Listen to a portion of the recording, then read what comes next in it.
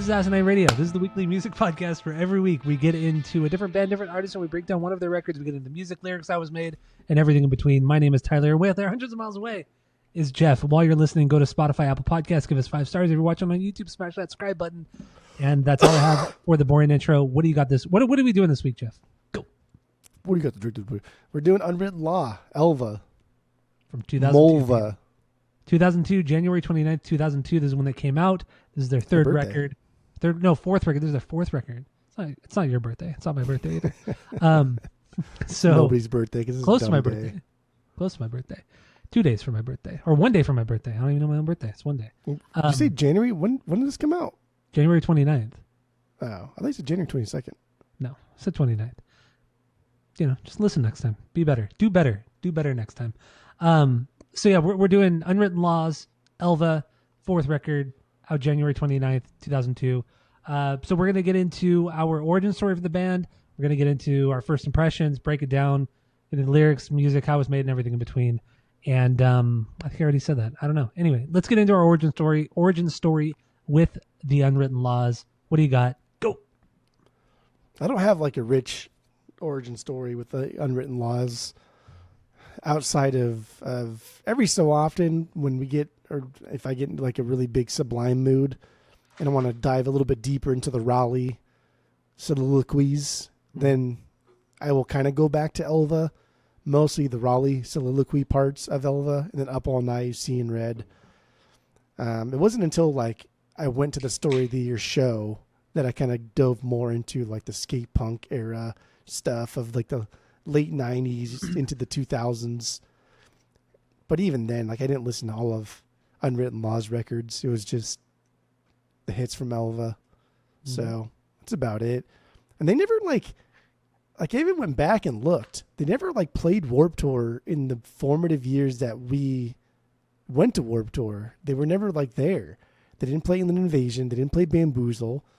They were always like a touring band. They were always a working band, but they never were at like our paths never crossed. Yeah, I mean I think they played Bamboozle in New Jersey or on the East Coast, but they never played it. I don't think they ever no connection to us whatsoever. Our paths has just never crossed. Like we're like Holly and Michael Scott. Just when there was somebody we weren't, and when we were with somebody they weren't. But one day we came together, and that is the last 2 weeks. I just watched that episode, the picnic episode last night. That's why I say that. That episode's so awkward. Oh, it's so awkward. It's a good episode because you kind of see Michael be like a person, and he's all cute the whole time, and he just kind of stares at Holly in that way where it kind of makes Holly uncomfortable, but she's also like really flattered. But she also kind of knows like, damn, I think I may have chose the wrong dude, but what am I gonna do, right? And it's cool. And then, man, the dynamic between Charles Minor and Jim, like the guy's such a dick to Jim. He hates Jim so much. He's like, oh, look at Jim, you waking up. Oh yeah, oh, finally. He's like, fuck, what is your deal, dude? Like, what is wrong? Why are you bullying me at a picnic? That was good. It was good. But yeah, I really don't. The skit they do on that episode too, Michael and it's so awkward. So uncomfortable. The Slumdog. It was the Slumdog Millionaire parody. I don't know. Slumdunder Mifflinaire. Slumdunder Mifflinaire. That's what it was. Was that what it was? Yeah, Slumdunder Mifflinaire. Terrible. I skipped that episode a lot. Like when Tammy and I do our like annual watch through of the show, we always skip. That's one of that episode and Scott's Tots are the ones that we skip. Why would you skip Scott's Tots? Scott's Tots. It's too uncomfortable. It's too uncomfortable. Like, we'll watch the opening bit, and then once it goes to the theme song, then we'll go to the next episode because that episode Scott's Tots is wild. It's so uncomfortable. It's not even fun to watch. There's not much television to where it truly makes like the viewer feel like I don't want to be here. Like I'm not having fun anymore. Yeah. Oh, it's bad. Good. It's bad. I think I maybe watched that episode twice, maybe 3 times, because I will just not. I can't. Tammy and I can't. It's a lot. Yeah. And then also the episode where they it's like the recap episode where they meet with, it's when they get bought out by Saber, and then the guy from Saber comes to like talk to Michael and Toby, and it's just like clips from old episodes. We don't watch that either because it's just what's the point? Stupid. Anyway, Yeah, what's the point? I've already watched 8 seasons of this fucking show. I'll skip one. exactly. Just fucking watch it. No. You do way too much dumb. You do way too much dumb stuff to be skipping episodes. You say a lot. God, you're just Way so too dumb. much dumb stuff to be skipping episodes. You say a lot of dumb shit, and this is just one of those things. Do a lot of dumb shit. Anyway, okay, so origin story, Unwritten Law. That's what you got. You know, That's it. Paths never crossed. Origin story with me. Origin story with me is Seeing Red. This video came up on MTV back in the day, and god damn it, they played that video so much on MTV. That video sucks. Oh, it does, but it's so of its time. I went and watched it a couple times this week, and it's the nostalgia hits extremely hard because one, yeah, that's how I got into the band, but also it just every music video looked like the Seeing Red video, like the colors, the way it was shot, the band performance was just everything. Every music video looked like that at the time. So that was it. And I remember also, I didn't think about this until I watched the video this week, but I don't know if you remember on MTV, every time they would show like a normal TV show, like Real World or Road Rules, whatever it was, during the credits, they would always play like a music video for like 20 or 30 seconds while the credits were rolling. Yep. And for like a solid month, every time the credits rolled for any TV show, it was the Seeing Red video. So then all of a sudden this nostalgia just hit me like a fucking brick wall. Like I totally forgot that MTV used to do that, and just how I just saw the same 30 seconds of the video every day, all day for at least a month on MTV. So it was shoved down my throat. That's my origin story, is Seeing Red. And then also Up All Night, because I mean, how can you not love that song and not know that song? And the friend of the pod, Skip, over here, he asked us today, you know, oh, what can you guys give me a hint? What are you guys doing? Blah, blah, blah, you know, being a little bitch Skip over there, being a little cheeky, being a little cheeky bitch Skip over there in Birmingham, England. So rude. CBS. Wait, a little cheeky bitch Skip. Yeah, cheeky biscuit. Yes, CBS. CBS. Cheeky biscuit. Cheeky. That's hard to say. Beachy. No, wait. Cheeky Beachy. bitch Skip. I kind of like cheeky biscuit. Cheeky like biscuit. Cyberbullying starting strong. Yeah, he claims that he was, you know, he's a Britlander. He's into like indie Brit rock, whatever it is, you know, cocksucking, you know, libertines and Blur and all that kind of stuff. He's just a cool kid. Cool kids don't listen to Unwritten Law. So he claims he doesn't know them, whatever. But you know, it's just he's a knucklehead. It's I don't know. I don't know. I also watched Grind this week. Again, I have not watched that since I was a kid. That movie fucking rips, dude. It's such a fucking kick-ass movie. It's one of the best skate movies out there. It's great. You watched the same movie? Grind? Yeah. You watched it? I watched it, yeah. Dude, that was Grind another kicks thing. ass. That was another thing I wanted to talk about because Grind kicks ass. Yeah, I the Up All Nights in the movie, and a bunch of other like really rad songs are in the movie. Adam Brody is in it. He should have been the lead character in it, but man, the movie that's not his character though. Like Adam Brody just plays himself in everything that he's in. He does, and you really like that movie? Yeah, dude, it fucking kicks ass. It's like it's a perfect representation of like skate culture and like the circuit that was touring and getting sponsored by like various shops at that time. I get that. I get that part of it, but outside of that, I thought it was just a truly horrible movie. There's nothing horrible about it. I hated that. I hated the movie. I couldn't believe it was good. The acting matched the parts. Like everybody was fine. It had a plethora of cameos. I thought it was an awful movie. I thought it was so bad in almost every single way. The plot was like, and Adam Brody should have been every other movie that came out at that time. Adam Brody should have been the main character because the guy who played the main character, talk about unforgettable. Like the guy, I don't remember what unforgettable. I don't even remember what he looks like, and he's the main character. You know what's crazy? Yeah, you know what's fun is I just got done watching The Dome. The show, the TV show. Yeah, The Dome was based on a Stephen King short series about people that are like The Simpsons, right? Remember The Simpsons dome came down and trapped the Springfield? That's what this dome thing is. and there's like extraterrestrials involved in this shit. But anyway, the main character is the fucking main guy from Grind. Are you serious? God, talk about forgettable, man. I was like, wait a second. That's not Dale, is it? Because that's the guy's name from Dome. I was like, no. I was like, oh my God. Because in the Dome, like I knew he looked fucking familiar. I was like, dude, I've never seen him in anything else, but he looks familiar. And then he was in Grind, and I just, it got me. It got me good. You're crazy. Grind's fine. Movie. Dude. I mean, I like literally nothing wrong with Grind. I like stupid, cheesy late '90s, early 2000s movies. They could be a ton of fun, but this was just like on another level bad. Outside of Adam Brody, it was just bad. It's a perfect timestamp, and like the way it's a timestamp. One of the guys like talks to like girls too is just like, damn, bro. Yeah, like, but he wasn't. That's how some people talk to girls, and that's crazy. I get what you're saying there. And like that bootleg like Matthew McConaughey guy with the glasses. I forgot what his name was. It was so bad. It was like they were trying to make like a Dazed and Confused. It really was like they were trying to make Dazed and Confused, but like in 2002, whenever it came out, and it just was awful. It's an awful movie. Like, but it's a skate movie. It's a skate I don't movie. care, and, man. Like, the focal point is skating. And as he skate, what do you mean I don't care? As he skate movie, I don't fucking care. slays. Well, then you missed the point of the movie. Well, so that's fine. As he skate movie, it kicks ass. It slays. It does everything that it should. From like people that like skated and were in like that culture of like trying to get sponsored and going to like the local board shop and like, hey man, I'll wear your T-shirt if you give me a free skateboard.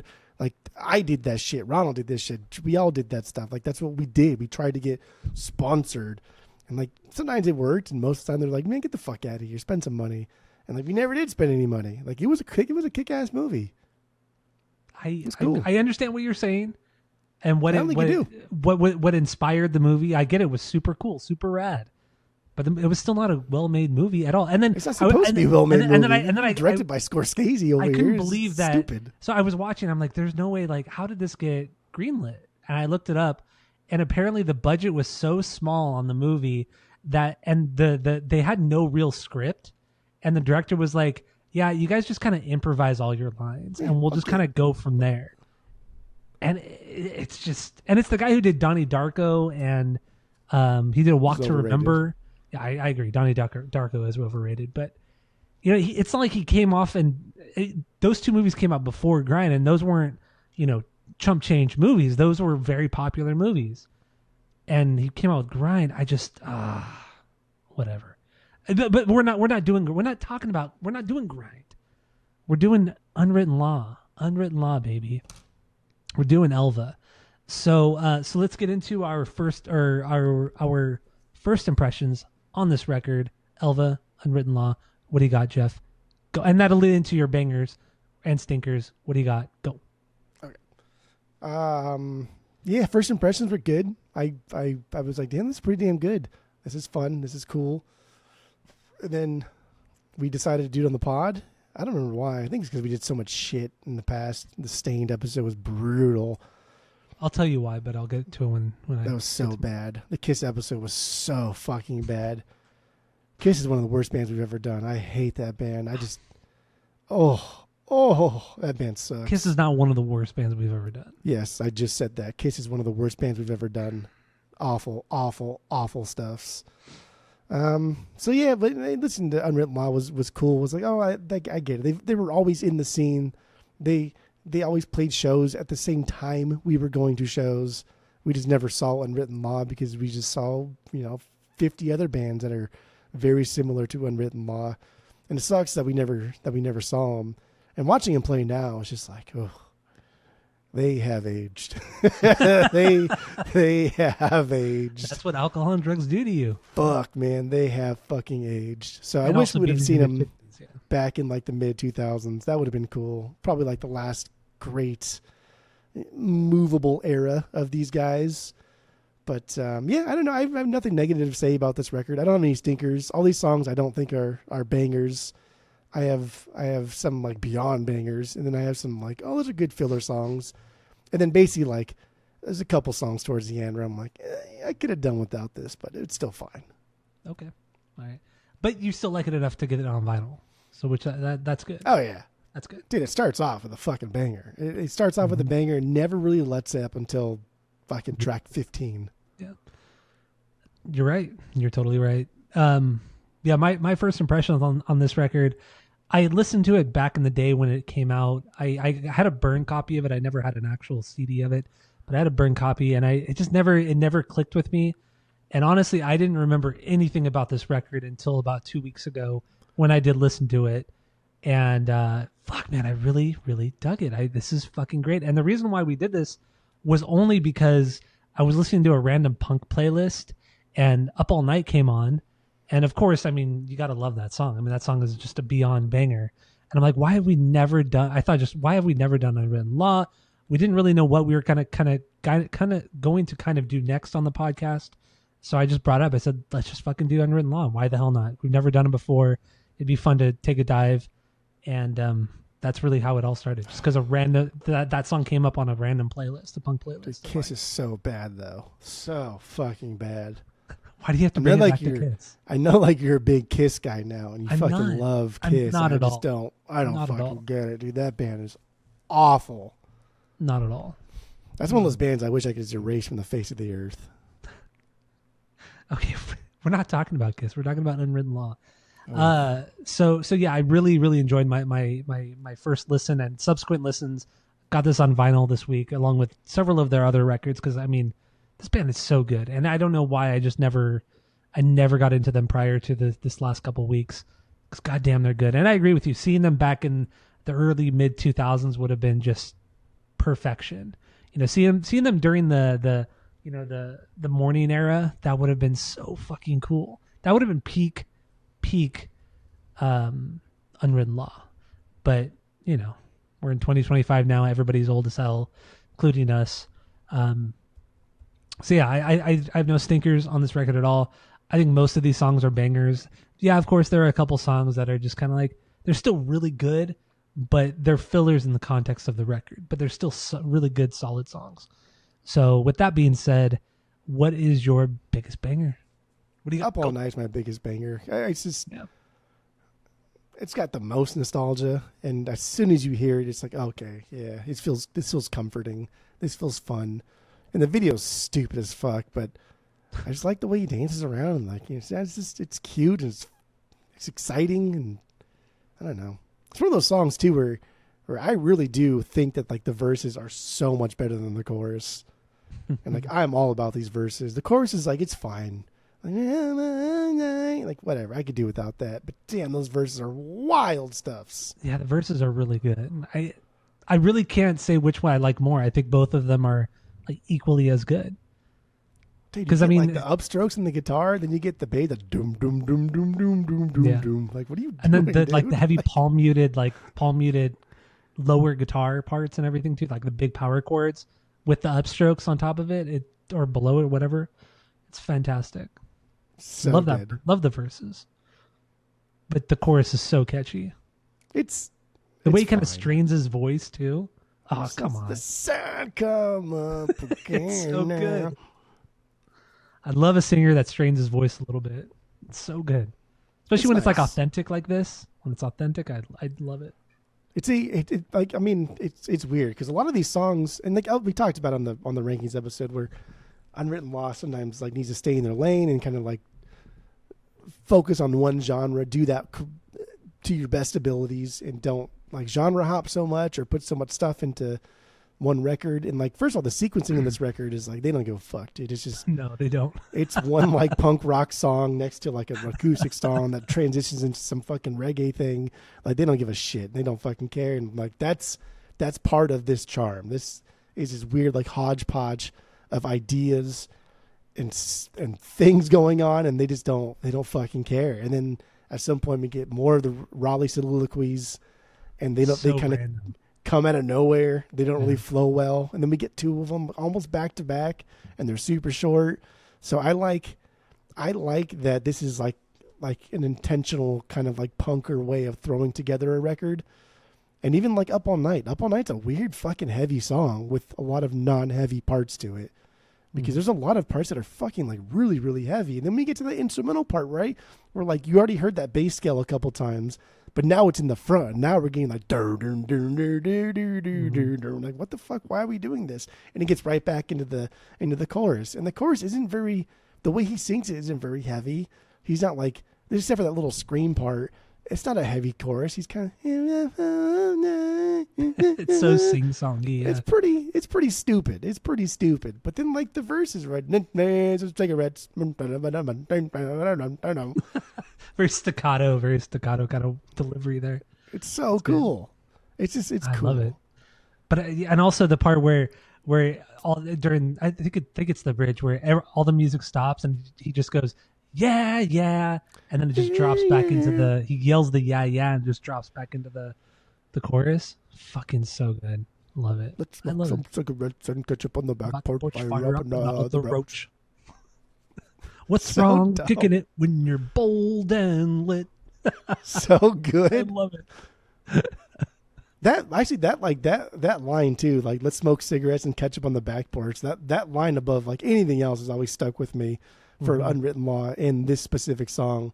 I always thought that's so cool, dude. He's like kicking it with the boys, like smoking, even though I never smoke cigarettes, I never will smoke cigarettes. Like this is cool to think like, oh yeah, dude, let's just hang out and smoke cigarettes and just chill. Like that's just like a perfect fucking just dudes being dudes. Yeah, just dudes being dudes. That's it. Dudes being dudes, dude. That's it. Oh man. This song has a lot of nostalgia too. I mean, yeah, I never really listened to the record back in the day, but this song and Seeing Red, I just have so much nostalgia with it. Music video, I mean, you touched upon it.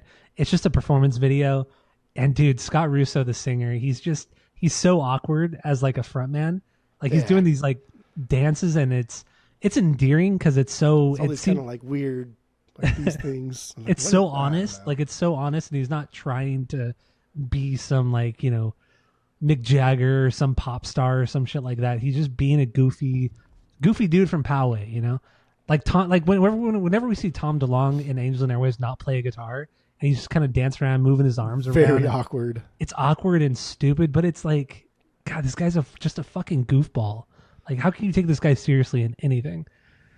And that's how I feel about Scott Russo. And it all makes sense. They all grew up in Poway. They're all friends with each other. I mean, I sent you that video of Scott Russo back in '96 when he went up on stage and sang M&M's with Blink back in some little bar in San Diego. It's just like these guys have been friends forever. Tom is even on this record. You know, the secret track is a voicemail he actually left Scott after he had heard Up All Night. Before the album came out, he heard Up All Night and he was telling Scott on the voicemail like how great the song is and how the chorus is so fucking amazing. And then in the Tom voice, he started singing the chorus, and it's so fucking stupid, and it's so dumb, and it's such shit quality, but it's cool. I love it's it. Cute. It's great, and it's also like this is in 2002 when they recorded this. Blink was on top of the world. Like Tom didn't need to still talk to Scott. You know, he didn't like. You know what I mean? It's just like he just called him like as a friend, as a buddy. Just said this song is really fucking good. When Blink has already put out Toy Patch at this point, you know. It's crazy. It's just fucking crazy. I think it's because they were buds. Because I don't know. I've always just got like this. Even though we've never done them on the pod, I've seen Unwritten Law throughout like various like festivals, right? Like Fourth Tier Down. Yeah. And it's like Unwritten Law has always just seemed like the working man's band. They're always just working. They're always on tour. They're always trying to make rent, trying to make money. They probably make a comfortable living doing it because they sell out shows and they sell a lot of merch and they still making records. So I still think that there's money to be made there, but they just never got like their big break. And not that they should get their big break like Blink did, because that's like, come on, that's not even comparing Blink to comparing. It's not fair, but they should have got something, especially after that Color record. Like, dude, they should have got something for that. That should have blew them up. That should have made them enough money to where they don't have to work so hard. And that's something that I think is a travesty. You're tragedy. Like you're talking to the Queen. You're tragedy. That's really not funny. Oh. Did you see several years ago. I mean, I was just looking at random stuff, but the drummer was him Unin something like that, like Dave Human or something. Davey Havoc something like that. Yeah, did you see him shit talk Tom on Tom's Instagram post when Tom said Tom was asking for a donation or something to one of his books that he was writing, and he called him out saying like, "Do you really need more money? Like you've already took everything from these kids." And I was like, "Oh damn!" It was a big long thing. And it was very bitchy and very spiteful. Wow. Huh. I wonder that's surprising. I mean, I get it. Tom can be a little overbearing, especially when he's asking for money from people. I get it. But he puts out good content, good product. You know what I mean? So it's like. He puts out something. Oh, my God. You know what? He puts out something. It's so annoying.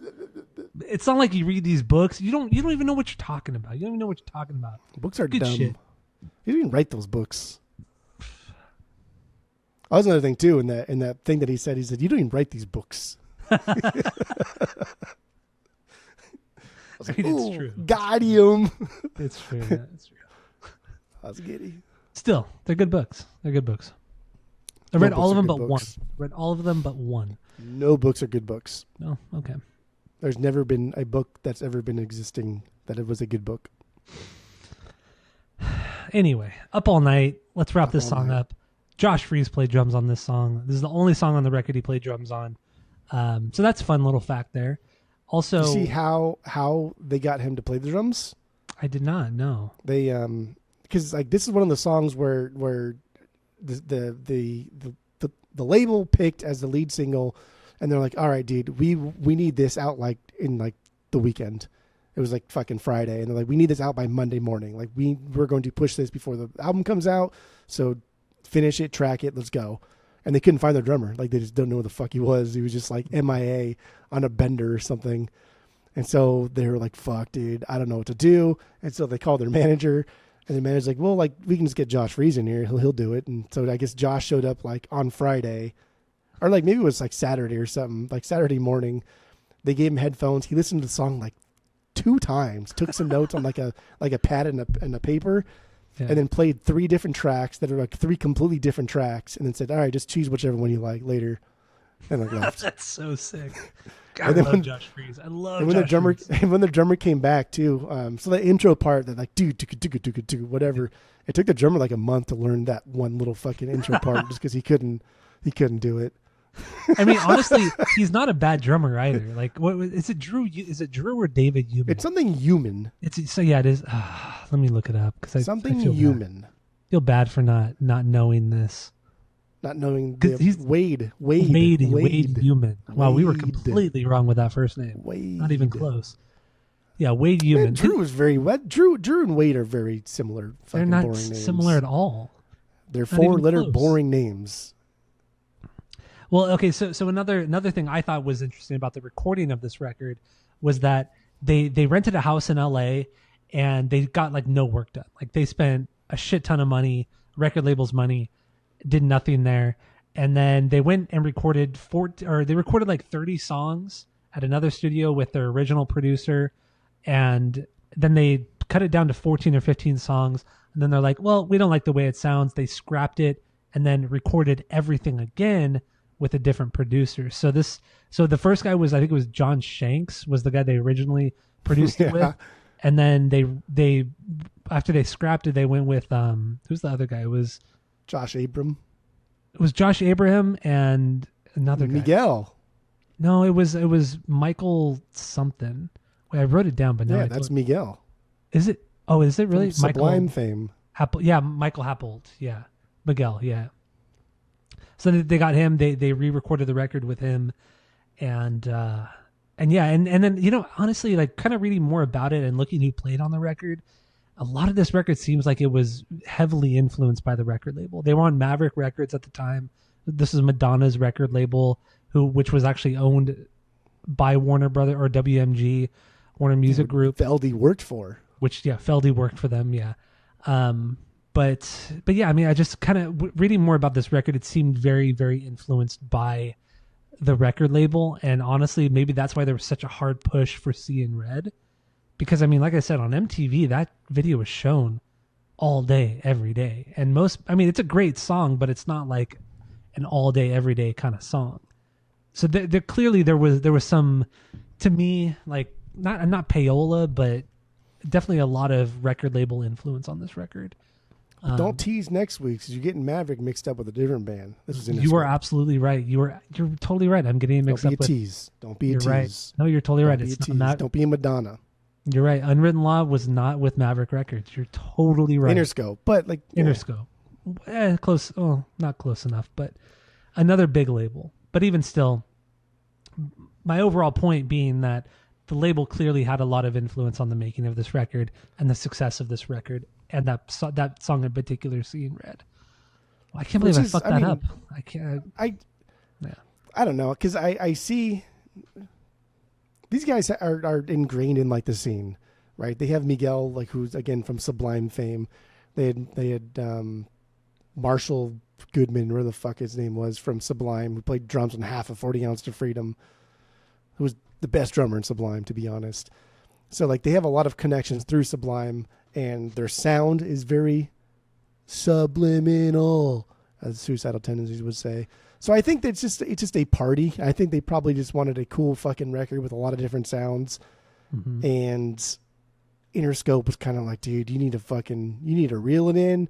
You can't just have 50 people in the studio at all times. You need to do something. And so like the fact that they had Josh Freese on their lead single makes sense to like appease the label. Yeah. And maybe like the story that they couldn't find their drummer for the weekend is not real, because like what better way to appease like the record label than if they chose a lead single, let's just hire a guy who's just going to put forward quality product on drums, and we can get this out and make a little bit of money and get them off our backs. Because this record's wild, dude. This record just doesn't make any fucking sense. It doesn't. Like you mentioned earlier too, the sequencing of this record is all over the place. It's wacky. None of it makes sense. It makes no sense. Nothing follows. As much as I like this record, also like the last few songs, they could have been cut from the record, and you could have made like a really concise 35-minute record. Yeah. Like it could have just been. I mean, not to say that the songs I'm referring to are bad, but some of the later songs are just kind of repeats of earlier songs, and a lot of tone. There's another song on here that sounds a lot like Up All Night. Very, with the upstrokes and then the heavy palm muted guitars on top of it. Just the same kind of stuff. And it's not a bad thing. It's just, I wouldn't be mad if it was cut.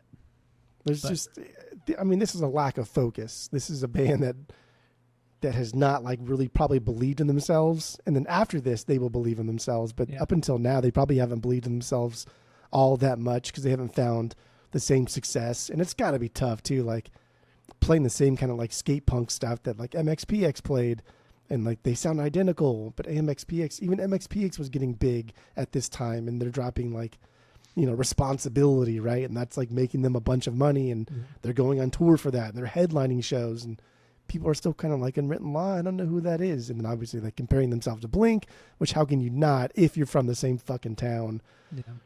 But like, damn, dude, like Buddha and Blue Room are they're very similar. Almost like neck and neck. Like it could have gone either way. Like who knows? Yeah, honestly, yeah, you're totally right.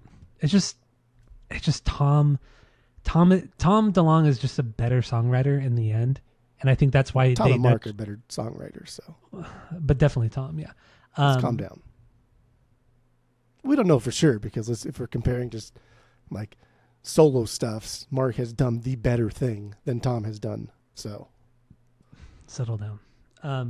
But anyway, yeah, this band, it's just like they've always kind of been writing that line of like about to just blow up, but they never quite. I don't know what it's so frustrating because Blue Room, that should have been like a classic skate punk record from the 90s, but nobody ever fucking talks about it, and it's such a fucking shame because it's better than all the MXPX shit. It's better than Where the Buffalo May Roam. What is that record? Where the Buffalo May Roam. What's the name of the record? What's the name of that? Slowly Go on the Way of the Buffaloes. There it is. Yeah, it's better than that. It's better than the Ever Passing Moment. It's certainly better than the Ever Passing Moment. No, it's not. Get the fuck out of here. It's definitely better than that. All right, we're getting fussy. It is better than that. It's better than a lot. Also, the Oz Factor is better than a lot of late 90s Bad Religion too. Like a lot of late 90s Bad Religion was so just tired and boring, but but what they were doing, what Unwritten Law were doing, were better than a lot of what Bad Religion was doing. But it's a fucking shame. And then the pop rock stuff on Elva, and also the morning. The morning. And then the morning comes. What the fuck is the name of the record? Blue Monday. Here's to the morning. Like Here's to the morning. Here's to the morning. Is it that? Yeah, here's to the morning. But spelled morning all like sad and shit. Yeah, sad morning. But these two records are just pop rock bangers. It's just crazy that neither of these records blew up the way they should have. It's such a shame. I for sure think like Here's to the Morning should, again, I'm going to say it over and over and over. Here's to the Morning is what should have like made them not work so hard. Mm-hmm. Elva like should have like put them on the map and people should have been listening. But Here's to the Morning is an incredible follow-up.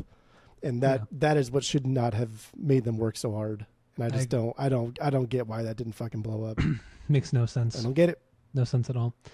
All right. So yeah, Up All Night is that's our number one banger, each of us. So what is your number two banger? What do you got? Go. Actress model, what? Dancer, that's really whatever. Holy shit. Yeah. Fucking love this song. That's my number 11. That's my 11B. Song.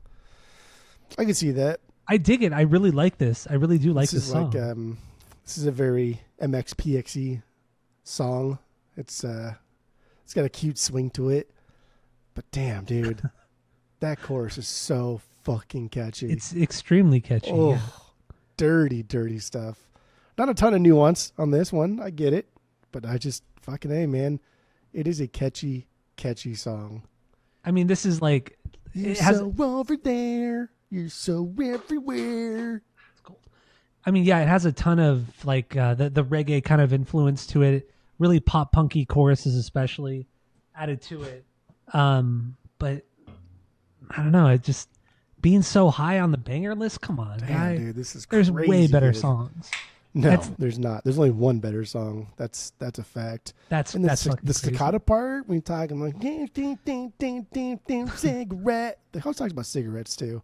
He talks a lot about drugs. Honestly, I mean, we haven't touched upon the lyrics yet, but lyrically, I think they're the weakest part of this band. I don't think there's anything super deep. I think it's either about his depression, maybe some heartbreak, and then also his drug use or drug abuse, whichever way you want to look at it. That's really and even then, it's nothing like, it's not the deepest shit in the world. It's not bad. It serves a purpose.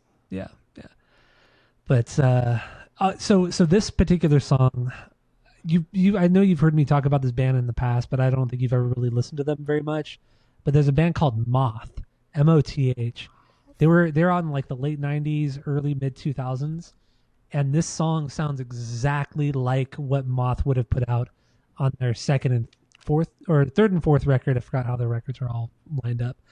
But no, this sounds exactly like that fucking band. Exactly. And funnily enough, their record Provision something.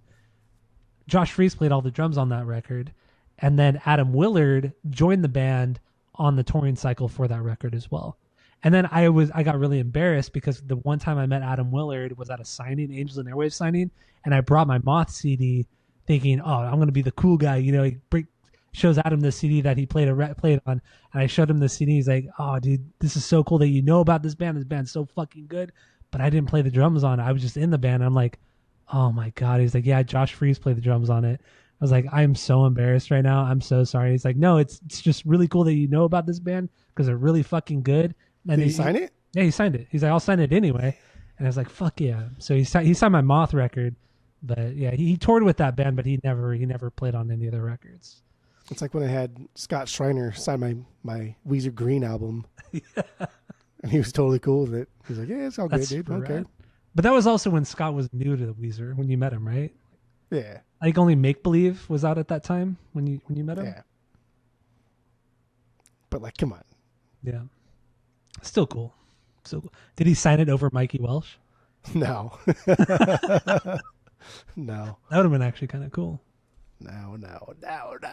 But Actress Model, no, it's a really good song. It's a lot of fun. This is just like the most MXPX sounding song on the record, and I love me some MXPX. I don't care, and that's fine. I also think it's like the most. It's one of the few songs on the record that doesn't fit the record. Like we've talked about, it's a very disjointed sounding record. There's no real sequence to it, and this song, it doesn't belong here. It could have been cut too. Yeah, it's very upbeat. I mean, you can't cut this. That's silly. Do you need to cut this over fucking Rest of My Life and the title track Elva? Like, get the fuck out of here. Those two songs are worthless. Those better be your 11 and then 12 and 13 then. Well, those two songs are worthless. Well, Rest of My Life and Elva? Is that what you said? Yeah. Yeah. Rest of My Life is my least favorite song. Elva is my number 12. So yeah, those are worse than Actress Model. Okay. Okay. All right. You were about to get really fucking mad. Because there's no way, dude. Those two songs, like, for sure. It's like, God damn, man. You should not have had these on here. Yeah, my bottom four are Actress Model, then Elva, Rescue Me, and then Rest of My Life. Those are my bottom four. Wow. Okay. In that order. Yeah. Rescue Me is the one that you think reminds you of Up All Night? Yeah, I believe so. Yeah, I believe that. Yeah. I'm just not familiar enough with these songs now to remember from memory, so I have to go back on my notes. But even still, these songs are all really good. That's the thing. I'm the same way. Like I don't know these like we do Blink, right? But some of these songs are just so fucking catchy. Like the tune to Actress Model, right? Like you can sing it like the chorus. Like that's how good it is. It's just a good fucking catchy chorus. That's what a chorus is for, dude. Just to be fucking catchy. Dig its talons into you. That's what it does. Yeah, it's extremely catchy. Lyrically, though, I mean, once again, there's nothing deep here. He's just bragging about his his really hot girlfriend. That's what it is. Cute. It's cute. It is. It's cute. He wants to tell the world that he's dating an actress or a model or whatever. Yeah, it's cute. Cute's the best way to look at it. It's cute. Or to explain it. All right. So you have anything else on the song? No, that's it. Fucking fuck off, I guess. No, we could talk more about it if you want. No, we can talk about shit, apparently. Okay, this is fun. So then my number 2 is Mean Girl, the opening track. I'm in love with Mean Girl. I'm in love now. The way he sings the I'm in love with the Mean Girl part is very Rivers. Very, very Rivers. It's so good, though. I love it. It starts with the clean guitar, Scott singing over that, and then it just immediately drops into the punk metal thing with that like electronic kind of synth thing going on. It's so fucking good. The verse hits super hard, like early Sugar Ray, like Lemonade and Brownie Sugar Ray. The fucking like tremolo guitar effect. It's so good. He says, I'm in love with Mean Girl, not like a mean girl. I'm just in love with Mean Girl. Like he doesn't even like he just, I'm in love with Mean Girl. Just like, I don't know. It's fucking like weird. I think that's weird. He's so in love he can't even he just can't even say it right. But the chorus though, super catchy. I'm in love with Mean Girl, and then the harms and everything that go along with it. I'm in love with you. Heavy ass riff. Dude, this song is an absolute fucking banger. Where does this sit on your banger list? It's my 3B. Okay. It's my 3B. Yeah, it's a fantastic opener. I will say, though, this is a great thesis statement for the record because most of this record is pretty damn heavy, pretty metal punk based. So this is a great way to kind of do it. And then with the halftime kind of verses that you get on this song, it kind of like it throws to like your Up All Night kind of stuff where it's kind of the halftime versus the heavier, more melodic choruses. So this is just a great way to start the record and a thesis statement, like I said, for the entire record. And they kind of, I mean, it is because they do like everything on this. They go fast, slow, loud, quiet. He kind of does like the rapping thing a little bit. Yeah. And then he even gets like really with that 1, 2, 3, 4, like that fucking really aggressive scream that he does there. Like that's cool. And there's some, I don't know, there's some weird parts to this. Like the bass comes through in some lead parts and add like some really heavy aggression that kind of comes out of nowhere. And then get the fuck out of here. Get the fuck out of here. And again, that tremolo that tremolo guitar effect. I think that just like drives the beat forward. There's a lot of swells in this song overall, which I mean, like your boy Feldy will take that and run with it to the max. But I mean, it sounds cool here. I like it. Also, the bridge in the song is really chaotic, very, very chaotic for a band like this. But I love it, and it just because it drops right back into that super catchy chorus. Love it, absolutely love it. Lyrically, not too much here. It's just he doesn't want a typical girl next door. He just wants a old girl, a mean girl, a tough girl, a girl that's gonna put him in his place. As he says, he wants he wants his girl to be nasty and fine. Yeah. That's it. Okay, that's fine. That's cool. I dig it. I totally dig it. And then that just drops into Up All Night. God damn, which I think that sequencing is fucking weird. It is weird, but I also fucking love it too. Because, like, I don't know, like, we like it because it's fun and, like, these guys just don't give a fuck. But, like, what the fuck? How does that even make any sense? We go from, like, Mean Girl and also the... It's like, what? I know. It doesn't make all much momentum sense. is lost. Yeah, you need at least one other song to keep up the momentum of Mean Girl. And then you start to kind of slow it down. I get it. Yeah, you're right. But I still love it. That's par for the course for this record. They don't give a shit. They don't fucking care. Which is weird too, because this is their fourth record in. And like the kind of sequencing, this kind of shit is very young band kind of thing. Like your first record, you're 17, 18, 19 years old. You really don't know what you're doing. You really don't know how to write a song. But there's something really endearing about it. Like we always talk about Thrice is a great example of that. That first Thrice record, the sequencing on that record is all over the fucking place. The writing on that record is fucking insane and wild, but it's amazing because of it and how strong of like musicians they are on that record. But then every record after that, they're trying to be like kind of every other rock band or hardcore band or whatever it is, of that genre that they're trying to play in. Yeah. But Identity Crisis was that something that was just so unique and so different and carefree. But with Unwritten Law, it was. This is their fourth record, and they're still doing that. They're still doing that carefree kind of like, who gives a fuck? We'll do whatever that we want. I love it. Just like this one just sounds weird because now they're just doing a lot of different genres within the same record. Like on Blue Room and Oz Factor, like who cares? Because every song on there is a skate punk song, is a Bad Religion fucking ripoff song. So like the sequencing doesn't need to be thoughtful. It doesn't need to be like planned out because like all the fucking songs sound the same. And then their third record was kind of a little bit different, but still like more pop focused. So like all the songs are in the same vein. This has songs that are by two different bands. And it sounds like they're two different singers. Even like Actress Model, right? Actress Model versus Mean Girl. Those are two fucking different bands. You're right, yeah. Like those could easily be like completely different fucking records. That make no sense that they're even on the same record. And they don't care. They would have put them right next to each other if they felt like it. For whatever reason they didn't. I don't know. Also a song like Sound Siren. That song is very much in the vein of Actress Model, like extremely pop punky, poppy. That's MXPX too. He sounds just like fucking Mike. It kind of doesn't belong on this record, but it still works, still fits. Lower tier banger for me, but it's that's still my 4B. That's my 10B.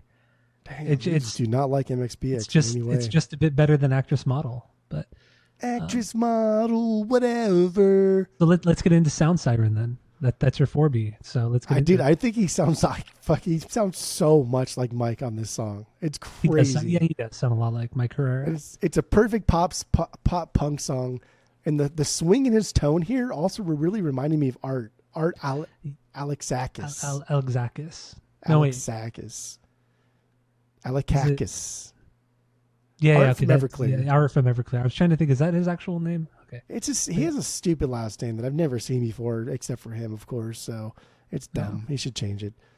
But it's a cool song. Sound Siren's a cool song. It for sure is a weird sounding song for them in this era. Like this is definitely more of a Blue Room song than it is an Elva song.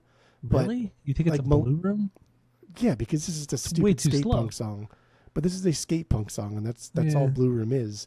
This is more of like a Blue Room song with the melodies that they will do in like the color record after this one. Yeah.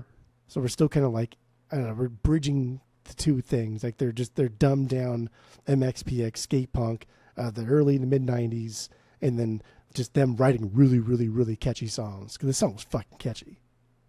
It is extremely catchy. And I mean, yeah, this is like one of their most pop punk songs, especially on this record. A lot of chicka chickas. And honestly, I wrote this down in my notes and I stand by it. This is just a better Everclear. That's what this is. Dang. Everclear's fine. They have some good shit, but this is definitely a better Everclear. Like better than pretty much everything you hear on Nevermind the Afterglow. That's crazy that you even like said Everclear, because I said Everclear too. And yeah, the way he sings is very art, dude. It is very, yeah, it's very, very art. Like the tempo as well. You got to have that certain tempo that Art writes all of his songs in. But also, it wasn't just this record. It was like I hear a lot of Everclear on Here's to the Morning, on Swan, and also on The Hum. I hear Everclear on every single one of the records after Elva, and it's not a bad thing. It's just I think honestly I like Everclear and I like Unwritten Law. I don't care. And I think Unwritten Law does these types of songs better than Art does from Everclear. That's just my for the most part, but I mean, come on, like Santa Monica. Santa Monica is great, yeah. One song compared to all these amazing songs from Father of Mine. Okay. But also, also in this song, Sound Siren, I love the way when it double times halfway through the song. I love a double time. Leads into the bridge. Really cool bass parts in the bridge. It's fucking dude. The song's under 3 minutes long. Like it does all of these things, and it's fun, and it doesn't overstay its welcome. Yeah. And by the time you realize, like, oh, this song's kind of generic. Like, it's been done for 20, 30 seconds. Like we've already moved on. That's all we need. That's all we need. Yeah, and lyrically, to me, it's just about a relationship that was full of passion, but it's just really, really run its course, and now it's over. It's done. To me, that's what I got from it. Same. So, Sound Siren, that was your number 4. That was my number 4. So, we didn't talk about my number 3, but we should talk about this song because it is one of the most popular songs. Seeing Red, right? Seeing Red, baby. Seeing Red. But there's no food left to go. Maybe that's when you will go. That shit's stupid. I love it. That shit's stupid. Love it. How do you? Yeah. Where does it sit on your banger list? It's my 5B. Okay, it's not that low. A 5B. But it's still good. It's still catchy. It is so good. It has that like kind of somber tone with the clean guitar. You know, the kind of light drums, and then Scott's kind of doing that. He's singing like in a kind of this like melancholy way, and then it just goes. You get the one hi-hat hit that's, and then it builds a little bit, and then everything drops into that big riff with the feedback and all that kind of shit. The harmonics there. It's so cheesy, and it is so cheesy, and the way he sings is so nasally and fucking just like, come on, but man. I fucking love it. But like that chorus is so catchy. You gotta love that chorus. Like there's kind of like two parts to this like chorus, right? There's like the yeah, that's the second. But there's part also the so follow. Yeah, you could almost call that part the pre-chorus. Which I like that part more than I like the other part. Okay, that's fair. I would agree with you on that. Yeah. The other part is just him like yelling, and it's just like, eh. But I like so follow, because after that you get kind of like those little like guitar hits, those one-off notes. The harmonics, right? Isn't that what he lets them? He lets them like bleed just a little bit long, so you get a little bit of feedback, and it's just like, yeah. I love it. I would say that's the pre-chorus. The follow the chicka chickas. Your bliss. And then then the chorus, you know, when there's no place left to go. It's so good. And then also like the kind of the buildups from the verses back into the pre-chorus, like the drummer just does those like paradiddles and shit. I don't even know what he does on the snare, but he's kind of building it up on the snare, and then it just drops back into that pre-chorus and chorus. God damn, dude, it's so good. This song is like a perfectly crafted song melodically, and it also has a little bit of that little bit of the weird flair with the guitar playing as well. it just makes for a fucking amazing song. Love it. Love Seeing Red. It's a good song. It's a good song. I don't know like if this song were to come out like today or whatever, if this would be as good. A lot of these songs, like if they would have dropped them like today, I think like, damn, that'd be still fucking really good. I don't know how good Seeing Red would be. This is very much a time and place. It is, yeah. And I like it's withstood the test of time because of that. But like I don't like looking back on it with my 2025 goggles, I don't know if this is a great song or not. I just think that there's a lot of nostalgia with this, and it existed in like everybody's fucking mind who watched movies. Like we talked about Grind, but like it wasn't just in Grind. Watched MTV, watched anywhere. But it was like they played it on like even when you go to a show, right, and you've seen the Bouncing Souls, there's house speakers there. Yeah. They play music before the Bouncing Souls, and it's not the Bouncing Souls. What do they play? They play shit like this. Yeah, you're right. You're totally right. Because everybody fucking knows it. Everybody likes it. So it exists in this I don't know, sphere of nostalgia. But I don't think that if it came out today, it would be great. I agree with you. Whatever that's worth. I don't know if that makes any difference. It's once again, the song is very much a time capsule, and as is the music video. I touched upon the music video at the beginning of the episode, but dude, everything about that video, the colors, the way it was shot, how everything was lead singer, focused. Everything was about Scott Russo in the video. There's some band performances, but overall, it's very much about the lead singer and the different like fun video effects that a lot of directors were doing at the time in music videos. It's all in this video. Like you say, okay, this is the prototype, not the prototype, but like what you need to base your music video off of. You show them this Unwritten Law video. Like this is so stupid. Every video looked like this at the time.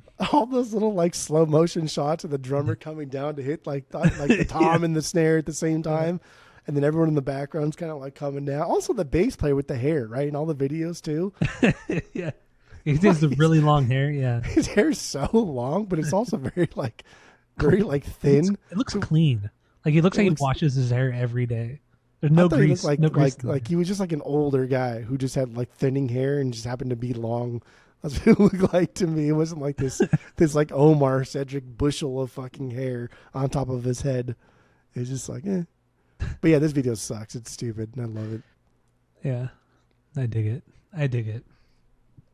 All right, so Seeing Red.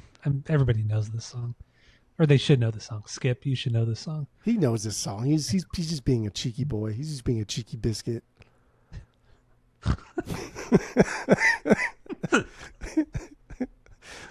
Yes, he's being a cheeky biscuit. It's such like a non-confrontational, like disrespectful thing to say. Yeah, he's just being a cheeky biscuit. Unless that really means something in Britland. There's no way that actually means something. They probably did.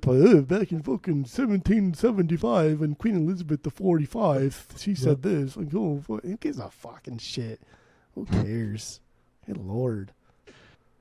Oh, yeah. So your number 4 was we talked about your 4, right? Yeah, talked about 4, Sound Siren, then Seeing Red. So my number 4 is Evolution. Evolution. Oh, well, you don't like this song or what? That's not a number 4, dude. Come on, man. This song is like how we talked about number 4. How we talked about like 418 on the Black album on the self-titled Unwritten Law record. Like that was like the prog song on that record. This is kind of the prog song on this record too. It has cute. One of the guys from the Specials, or he was like in the early incarnation of the Specials. He did a lot of shit with No Doubt. And I believe there was another band too, or Rancid and shit like that in the 90s. So he does the DJing on this, but he also does like the hype man for this song as well. It's fucking great, and it just kind of it jumps all over the place. That it's over 5 minutes long.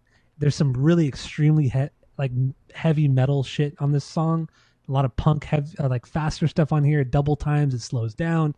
Really wild synth parts, dude. It's fucking wild. It's such a good song. It's a wild song. It's a good song. It's not a 4B. It's the 4B. It's just like, oh yeah, this is their song that they do that thing, what they usually do at the end of the record. That's what this is. And like, it's fine. What's wrong with that? Cool. Nothing wrong with What's that, wrong? but it's not a 4B. You're acting like It's there's not something top wrong 4 with on the record. Nothing wrong with that. It's not top 4 on the record, though. That's wrong. There's- Change it. So there's next, some, like, what? Try it cool again. shit with like some really sludgy guitar parts. It's fucking good, man. Fucking good. But yeah, if we don't want to talk about it, it's fine. We can move We can on. talk about. I mean, there's No, an important part after. We already talked about the Tom part. After We that? did talk about the Tom part, yeah. Talk Where he about the Tom sings part up all after night and that. says how Talk great about that chorus is. Yeah. Hey, it's your boy Tom here. It's Tom DeLong calling you. Fucking Tom. What is your number 5? 5 banger. 5 I banger. lost. Let's each do one more banger. We'll get into the Raleigh soliloquy. We got to talk about that, of course, and then we'll give our final thoughts on the record, and then rate the record based off our world famous 3-point rating system. So, what do you got, Jeff? What's your number 5 banger? Go. My number 5 was Seeing Red. Okay, that's right. We'll each get into another banger. My number 5 banger, Hellborn. Dude, what is wrong with you? You're out of What do you fucking mean? control. I don't know. I'm not out of control. I'm in Hellborn. full control of Hellborn. my body. I'm even more in control of my body. I'm like the rat on top of fucking the kid's head in Ratatouille. Remy's head. Maybe Remy was the rat. Was Remy the rat? Remy's the kid. Seen that movie? Huh? I've never seen Ratatouille. You're an idiot. You're such an idiot. You're an idiot. This is talking about Hellborn, okay? How have you never seen Ratatouille? I've never seen Ratatouille. I don't know. You're so stupid. You're so stupid. What do you want? See, like all you do is just watch like fucking Watch Home Home Improvement. Improvement, the same fucking thing over and This over. is a fun joke. You know, it's just And like you listen to many the same times can fucking you repeat that? podcast about stupid shit that mean fucking nothing, and you can't even be bothered to watch Ratatouille. An hour and a half of your fucking. It's true. It's true. All right, Hellborn. That's my Hellborn. 6B. There we go. That's my 6B. This is there's 3 songs here that are pretty similar. Hellborn is one of them. They're all kind of in the same like vein as like Blame It On Me. Blame It On Me, Hellborn, and then what the fuck is the other one? Oh, and then Babylon. All 3 of those songs are kind of like in the same just like good rock and roll. Just good like aggressive kind of like rock and roll. And it's I don't know. Hellborn's the best though. Out of the 3 of those, It's they're excellent. my favorite. Heavy groovy jam. Rock and roll is the kind of like heavy rock and roll is a good way to put it. I would kind of equate some of these songs like Hellborn and a couple other ones you mentioned to like Bullets and Octane. You know, Bullets. Yes. The Revelry. Yes. Record. Yes. Yes. I would Dude, compare it that's to what that. Celebration is. Celebration, like that's why it was so catchy, is because it's like fucking pirates. Like if you just like, I mean that's a even like if you sing it all stupid like that, it's kind of like like vaudeville, like pirate shanty. But I mean, that's why it's called pirates, right? It's very pirate shanty. So I was thinking more like fucking 20s, like silliness. 20s. But also, you know, I hear a lot of early Bullets and Octane on this song, as well as early Sugar Ray, Lemonades and Brownies, Floored. Dude, for sure. The heavier Like songs Mean also. Machine. Yeah. It Like has a lot of these songs open up with Mean Machine, essentially. That Yeah. It's fantastic. I love it. Hellborn's like my favorite out of the 3 like rock and roll Bullets and Octane songs because of the contrast, right? This is like this like aggro drug rage kind of fun song, but then like we get like space noises and like lasers and zaps and shit, and then the harms, dude, the harms are so lighthearted. Like they don't like why. You're making a rock and roll song, right? You're making a rock and roll song. And it's supposed to be aggro, and it's just like drug fueled fucking bender that you're on, and you have these soft spoken harms, and on paper that's never gonna fly. Like no one's gonna like that. It's stupid. And here they pull it off fucking perfectly, and it sounds amazing. Yeah, I like that. They really do. It's killer. Lyrically, I think this is about his drug use and how much he likes it. How much he likes doing drugs, drinking, partying. That's what I think this song is about. Doing drugs, dude. Rock and roll, baby. Rock and roll. That's rock and roll, baby. It's rock and roll, baby. So let's get into one more banger with you, and then what do you want to do? You want to wrap it up? Do you want to talk about Raleigh? Raleigh, we have to talk about. Anyway. There's some things I just want to kind of run through. How you feel? How you feel? I thought was a very very Zeppelin sounding, like Dire Maker, Di Maker, like however you say that. Yeah, that kind of had that same swing to it, that same gait. Blame It On Me, dude. That Mean Machine sounding riff in the beginning. Geronimo. Dude, Geronimo was another one too. The sequencing just fucking gets me. Because like after Hellborn, like that wildness that is Hellborn, we get like Geronimo, which is dark and very somber, and like what the fuck is this? Softer vocals, soft drums, very atmospheric kind of things going on. Yeah. Like whatever you're telling me, I'm not listening because I'm fucking still like coming down from Hellborn. But like I respect you for just like fuck it. I'm putting songs where I want to put them. So whatever. That's cool. I dig it. That's cool. But yeah, that's about it. And then Babylon. I like the way he says Babylon. Babylon. So that's fun. He doesn't really say it like that, but yeah, he does. Also, so in Babylon, it has that really big metal riff, but then like the lead part in there, it's not a guitar. Is it like a trombone or a trumpet? That dun dun. I can't even try to sing it. Like from the beginning part, because that's it's the intro, and then they play it I think in the choruses as well. It's like dude, that's for sure like a fuzzed out guitar. Because is it again? Though? It's the same rip. It's that. No, not that. No, not that. It's just kind of like the single notes, like that dun dun dun dun dun. It's playing on top of it's essentially the lead playing on top of that riff. Like you got to go back and listen. Like I don't know what it is. I don't think it's a guitar.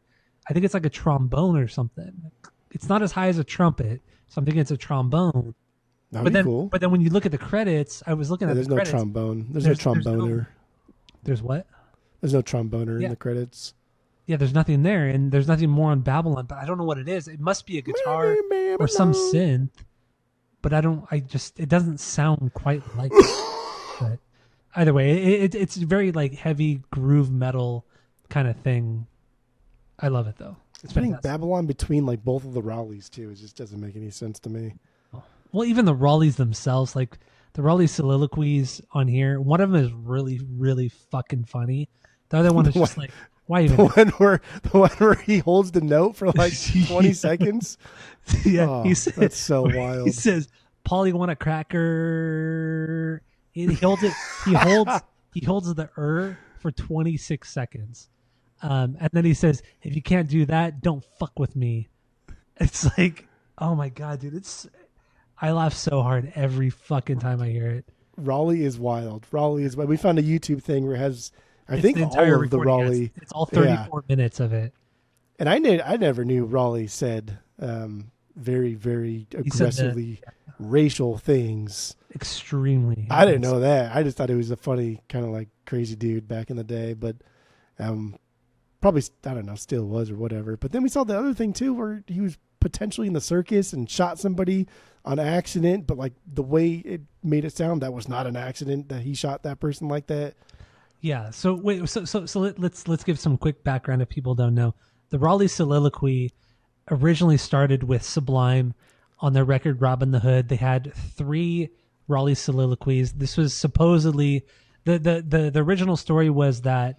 I think it was Bud's cousin had a friend who went to like not a halfway house, but like a care center. But the care center was at somebody's home. It was like at a home, and there was just kind of this like kind of crazy, maybe schizophrenic guy at the show or at the house or whatever. And the guy just started recording this guy named Raleigh.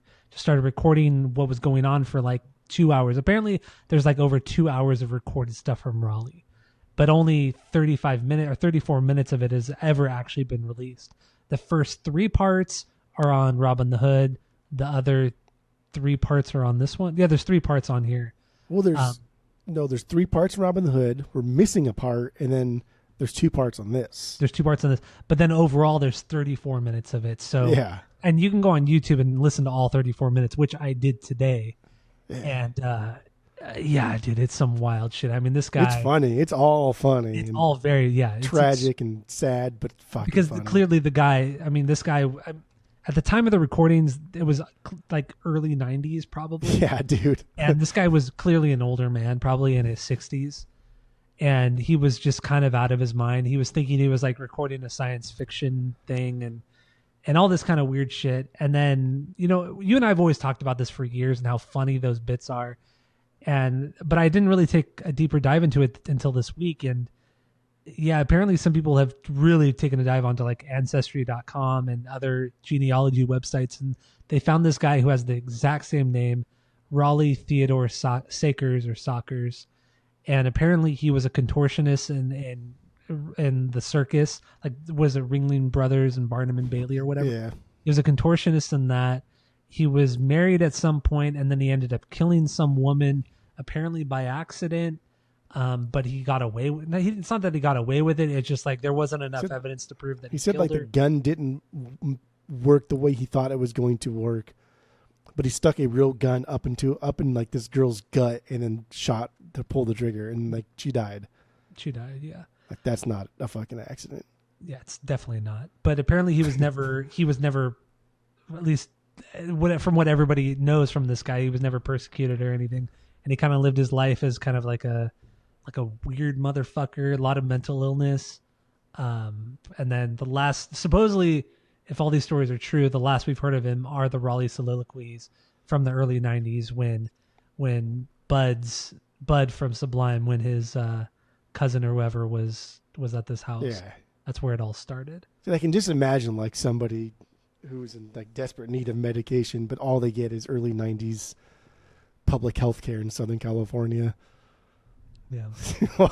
which even public health care where it is now is not very good. Like you're dead, bro. I can't even imagine what it was like in the early 90s. You're dead. Yeah. Yeah. But I mean, yeah, the stuff that's come out of the Raleigh soliloquies has just been absolute gold. It's so fucking funny though. God, man. Just the whole like was it Christine DeVoe or something like that he talks about? Suck my dick. She's my zombie. Apparently, according to some records, he was actually married to her for a very brief time, and that's why he was so mad at her. That's why he wanted to get her dowry or whatever the fuck it was. Dude, I'll try 10. I'm 10. I'll try 5. He talks about like her sucking his dick. Like if she can't do it, then I'll kill her. He says some weird shit like that. Like dude, the guy is so out of his fucking mind. And obviously our favorite part is on the Sublime record, Robin the Hood. I think it's Raleigh's soliloquy part 2 when the guy comes into the room. The guy comes into the room and just starts like harassing him, just saying, you know, Raleigh, if you don't stop, we're gonna have to take you to the psych ward. And then they just good. That's where I want to fucking go. Touch me again, I'll take your fucking arm off. This is after. And then he says, "I'm gonna call the police." He says, "Okay, call the police." All right. So he calls the police and, "Hey, there's some guy in fucking my room. And he's a psychopath. He's trying to kill me." And then you hear him throw like a bunch of papers at him. Like you hear all that commotion. Like he's throwing a magazine. Or throwing a bunch of papers at him. Like oh, it's so good. It's so fucking funny. Yeah. Yeah, the YouTube thing was really funny too, even though it was very aggressive. It was still pretty damn funny. I laughed at all of it. Yeah, he kept saying it over and over. Oh my gosh, he was dropping some words that oh my god, a lot of people don't drop nowadays. But yeah, dude, this shit's wild. So the Raleigh soliloquy, these guys from Unwritten Law threw a couple bits from that 34-minute tape onto this record, and yeah, the Polly wants a cracker thing. It's so he goes on for so long, and then he says, "If you can't do that, don't fuck with me." I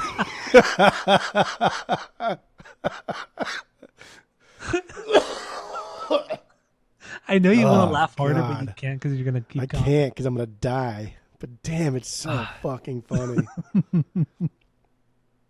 But yeah, it's fucking good, and it makes sense because, you know, like we mentioned earlier, one of the guys, you know, who was heavily involved with Sublime was he produced most of this record, and the guy that we were talking about, Miguel, He created Skunk Records. He created the logo for Skunk Records. When Bradley died in '97 or whenever he died, Lou Dog, came to live with him until Lou Dog died eventually in 2001. Like, he was so involved with Sublime and Long Beach Dub All Stars and all those associated bands. And so I get why, they wanted him to be on this or be involved with this record, and why the Raleigh soliloquies were a part of it as well. So super cool stuff. Super cool stuffs. So with that, let's give our final thoughts on the record. Let's rate the record based off of our world famous 3-point rating system, where 3 is a perfect album, 2 is a good album you're going to continue to listen to, 1 is a bad album, but give it a shot, and 0 is the worst thing you've ever heard. What do you got, Jeff? Go. I do think it kind of sucks that we spend so much time not seeing Unwritten Law. Being from Southern California too, like, man, they probably played so many House of Blues shows that we just didn't go to because we're like, I didn't really like Unwritten Law that much, or we're just gonna go see the Bouncy Souls or fucking Pennywise, whoever the fuck it was, we're gonna go see elsewhere. So it would have been cool to see him at least in like the early to mid 2000s. Yeah. So that sucks, but whatever.